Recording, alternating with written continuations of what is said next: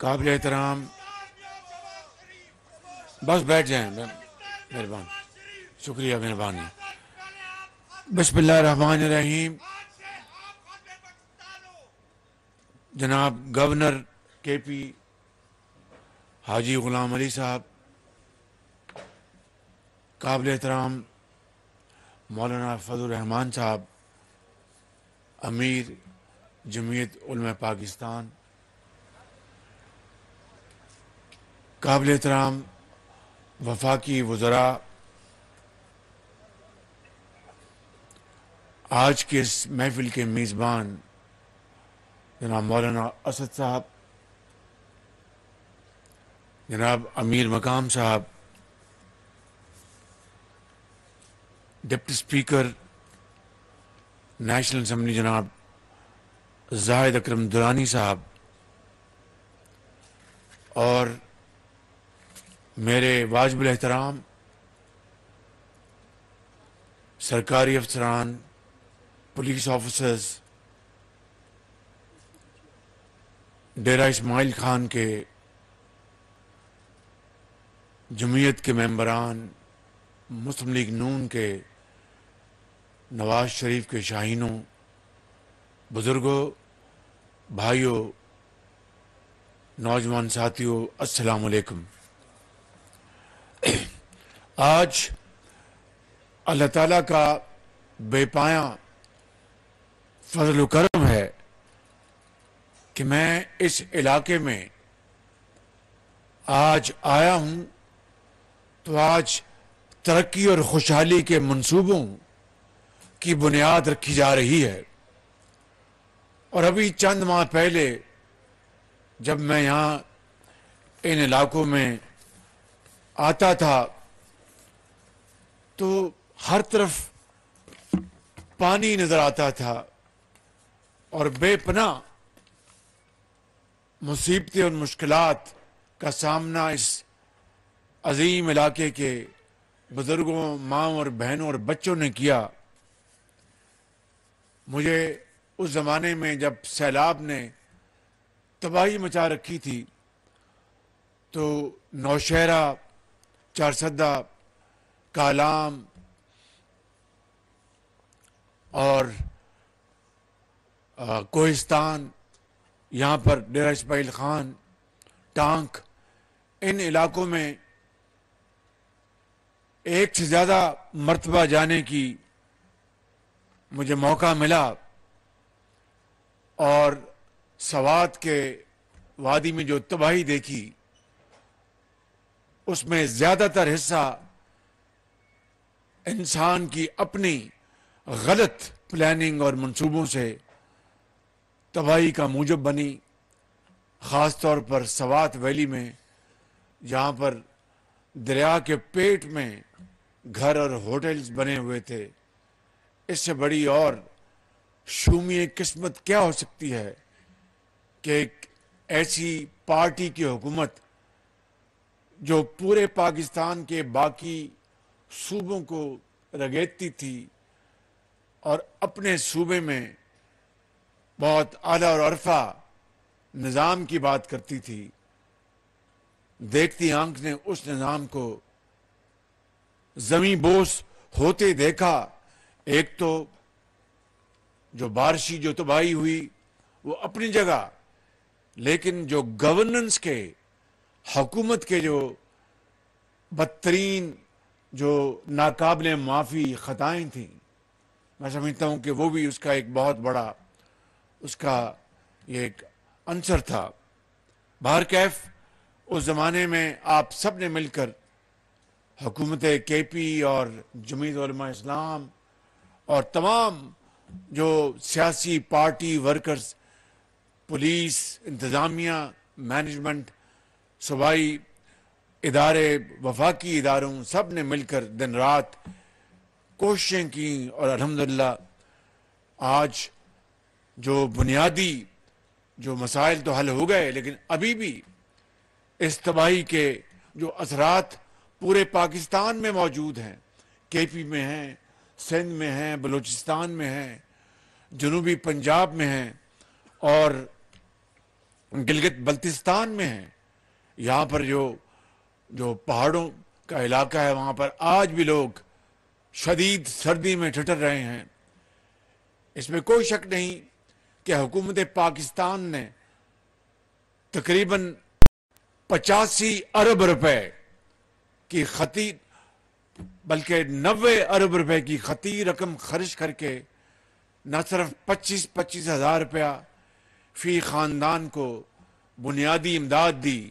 بلکہ کمبل اور ٹینٹ اور خیمے اور ادویات ہر جگہ پہنچائیں۔ باہر کے جو ہمارے دوست ممالک اور دوسرے ممالک نے بھی امداد دی، لیکن تباہی اتنی بڑی ہے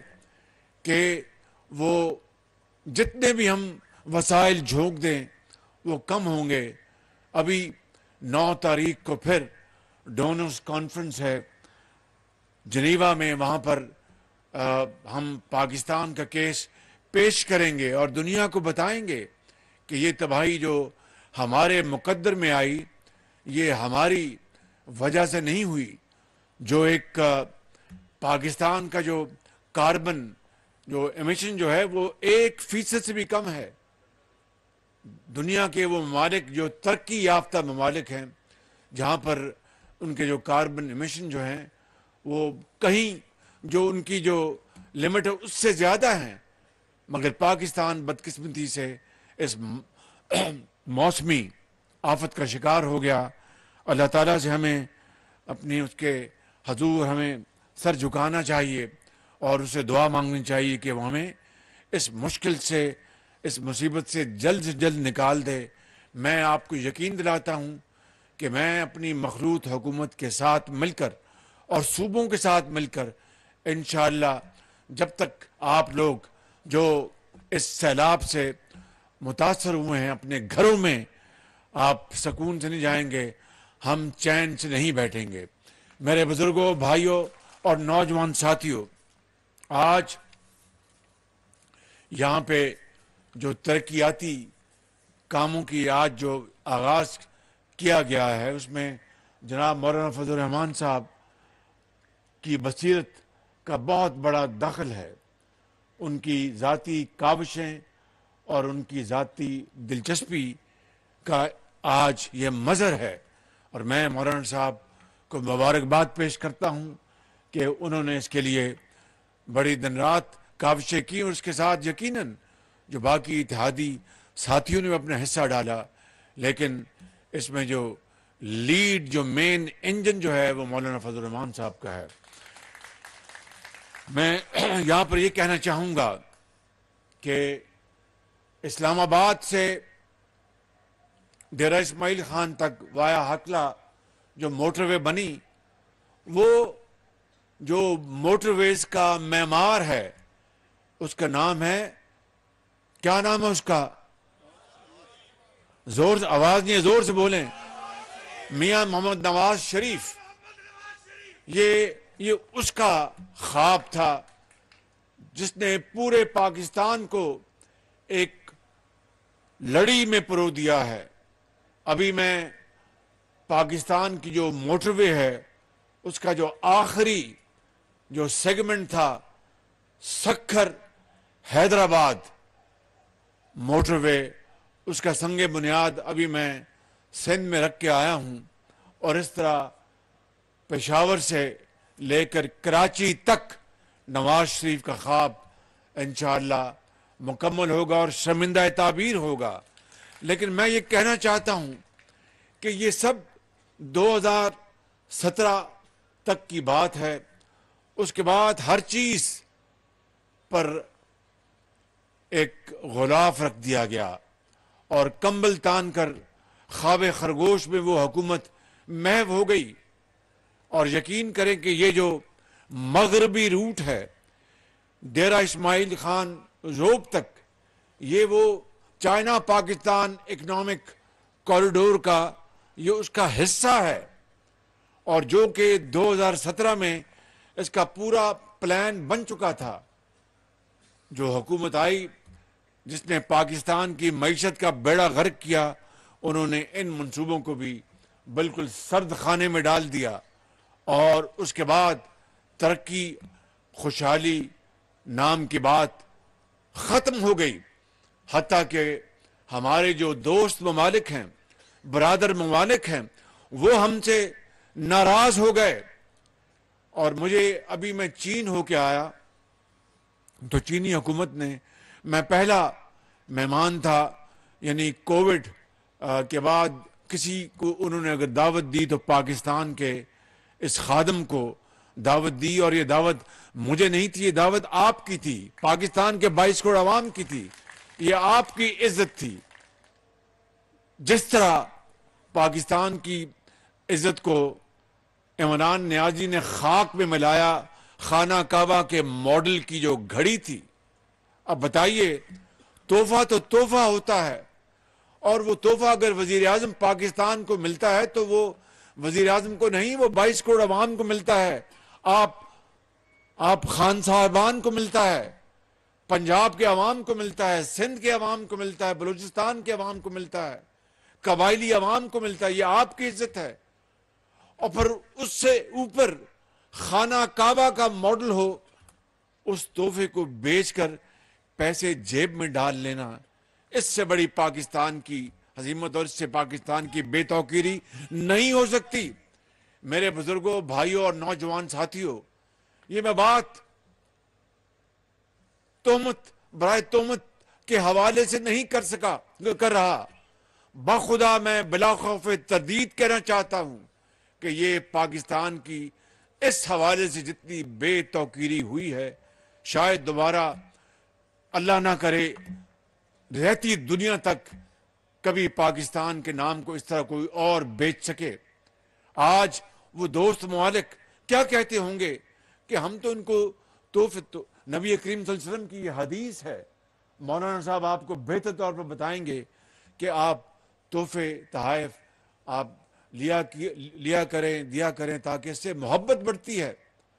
انہوں نے محبت بڑھانے کے لیے پاکستان کے عوام کو یہ تحفے دیے، اور انہوں نے جناب تحفے بیچ کر اس محبت کا جنازہ نکال دیا۔ تو پھر اگر یہ سوچ تھی تو یہ منصوبے پھر کیوں نہ بند ہوتے؟ دن رات دشنام ترازی، الزام تراشی۔ تو میں چین کی بات کر رہا تھا، میں جب چین میں انہوں نے بڑی پاکستان کی، وہ میری عزت کی، میرے ساتھ مولانا اسد صاحب تھے، میرے ساتھ احسن اقبال صاحب تھے، مریم اورنگزیب صاحبہ تھیں،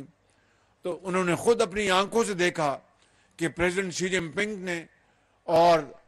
چینی وزیر اعظم نے کتنی ہماری پاکستان کی عزت کی۔ تو میں جب واپس آیا تو مجھے کسی نے کہا کہ دورہ کیسا رہا؟ میں نے کہا کہ بے پناہ انہوں نے محبت کی اور بڑا احترام کیا، اور بڑی وہ خوش دلی سے ملے، اور صاف محبت ان کے چہروں سے جھلک رہی تھی، لیکن this is just melting of the ice, یعنی برف پگھلی ہے، کیونکہ چین جیسے دوست ملک کو اور دوسرے برادر ملکوں کو اس حکومت کے سربراہ عمران نیازی نے اتنا ناراض کر دیا تھا کہ میں اگر کوئی ایک واقعہ آپ کو یہاں بتا دوں تو آپ حیران پریشان ہو جائیں گے۔ میں آتا ہوں آج اس منصوبوں کے حوالے سے، لیکن یہ بھی بات کرنا چاہتا ہوں کہ ہمیں جب 11 اپریل کو میں نے حلف اٹھایا تو مجھے بھی احساس نہیں تھا کہ پاکستان کی معیشت اتنی زیادہ تباہ ہو چکی ہے، آئی ایم ایف کا معاہدہ ختم ہو چکا تھا، پاکستان ڈیفالٹ ہونے جا رہا تھا، ڈیفالٹ کو کیا کہتے ہیں؟ دیوالیہ، پاکستان دیوالیہ ہونے جا رہا تھا۔ کسی کو شک نہیں تھا، لیکن اس قدرت کو، اللہ تعالیٰ کو منظور تھا کہ مخلوط حکومت کی کاوشوں سے اور تمام اداروں کی پوری کاوشوں سے اور علماء کرام مولانا صاحب کی دعاؤں سے اور دوسرے ہمارے جو پاکستان کے جو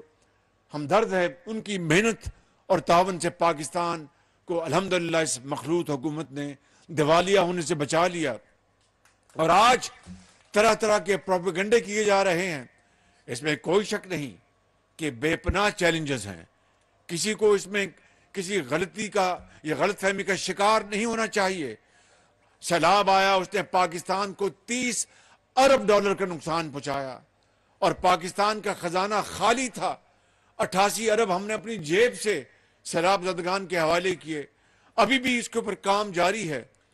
اسی طرح معیشت جو ہے دنیا میں اس وقت کساد بازاری ہے،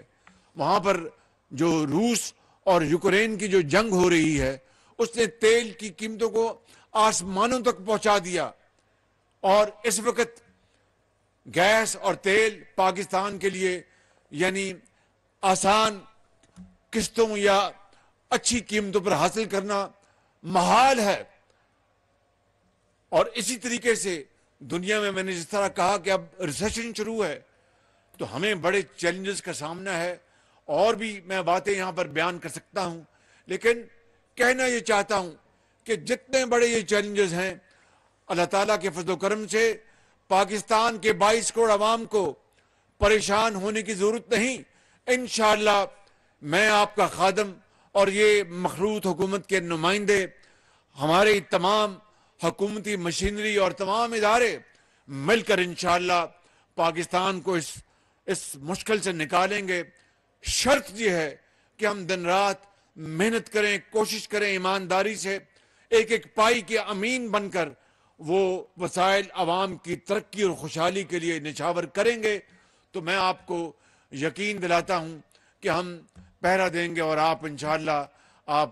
اچھی طرح رات کو سو سکیں گے، اور پاکستان ترقی اور خوشحالی کی طرف گامزن ہوگا، صرف نعروں سے نہیں، مرثیوں سے نہیں، اشعار سے نہیں، محنت محنت اور محنت سے، اور کامل محنت سے۔ اور مشکل وقت آتے ہیں قوموں کے اوپر، لیکن انشاءاللہ ہم ان مشکلات سے ضرور گزریں گے۔ میں آج کے اس منصوبوں کے حوالے سے میں نے آپ کو بتایا اسلام آباد ڈیرہ اسماعیل خان وہ مکمل ہو چکی، اور 6 گھنٹے کا سفر اب 3 گھنٹے میں ہوتا ہے، 3 گھنٹے میں، دو گھنٹے میں کہتے ہیں، 2 گھنٹے میں ہو جاتا ہے الحمدللہ۔ اور اب جو ڈیرہ اسماعیل خان جو ذوب کا جو کوریڈور ہے، مغربی روٹ، اس کے اوپر پچھلی حکومت نے ایک اینٹ تک نہیں رکھی تھی۔ اب آج جو 50 کلومیٹر کا یارک ساگو ذوب یہ جو ہے سیگمنٹ، اس کے اوپر آج ہم نے، اور یہ 2017 میں یہ سارا کام مکمل ہو چکا تھا، اس کے اوپر ہم نے آج اس کا سنگ بنیاد رکھا ہے۔ اسی طریقے سے چشمہ رائٹ بینک کینال جو کہ اس علاقے کی لاکھوں ایکڑ زمینوں کو سیراب کرے گا، اور یہ 70 کی دہائی سے یہ منصوبہ یہ مکمل تھا، اور اس کے اوپر گرد جم چکی تھی، یہ بھی آج الحمدللہ اس کا انشاءاللہ آج سنگ بنیاد رکھا جا رہا ہے۔ اور جس طرح مولانا فضل الرحمان صاحب نے کہا کہ یہ اپنا بڑی مٹی زرخیز ہے، اگر ذرا مٹی نم ہو تو یہ مٹی انشاءاللہ اب نم ہوگی، رائٹ بینک کینال کا منصوبہ بنے گا تو یہاں پر زمین غلہ اگلے گی، اور اس کے لیے انشاءاللہ اللہ نے چاہا ہمارے ابھی اس حکومت کے 8 مہینے ہیں، اس کے اوپر ہم دن رات کام کریں گے۔ اس کے بعد الیکشن ہوں گے تو پھر الیکشن میں فیصلہ آپ نے دینا ہے، پاکستان کے 22 کروڑ عوام نے دینا ہے کہ اس کو ووٹ دینا ہے جو خانہ کعبہ کا ماڈل کی گھڑی بیچتا ہے اور دن رات دشنام ترازی کرتا ہے، یا پھر وہ لوگ جو عوام کے صحیح خادم ہیں اور خدمت کرتے ہیں۔ تو وہ فیصلہ جب اگر ہوگا، اور اگر اللہ تعالیٰ نے ہمیں موقع دیا تو پھر اگلے 5 سال میں آپ کو یقین دلاتا ہوں زندگی رہی تو ہم مل کر انشاءاللہ پاکستان کی تقدیر بدلیں گے، اور پاکستان کو غربت اور بے روزگاری سے ختم کرائیں گے انشاءاللہ۔ یہ پاکستان کا مقدر ہے انشاءاللہ۔ میرے بزرگوں، بھائیوں اور نوجوان ساتھیوں، اسی طریقے سے بنو یونیورسٹی کی اپ گریڈیشن اور لکی مروت کا جو سائنس اینڈ ٹیکنالوجی کی بنو کا، اور یہ یونیورسٹی یہ بھی 2017 میں میاں نواز شریف کے زمانے میں یہ منصوبہ تیار ہو چکا تھا، مگر اس حکومت نے جنہوں نے اس صوبے کو 10 سال سے زیادہ چلایا، میں پوچھتا ہوں کہ وہ منصوبے جو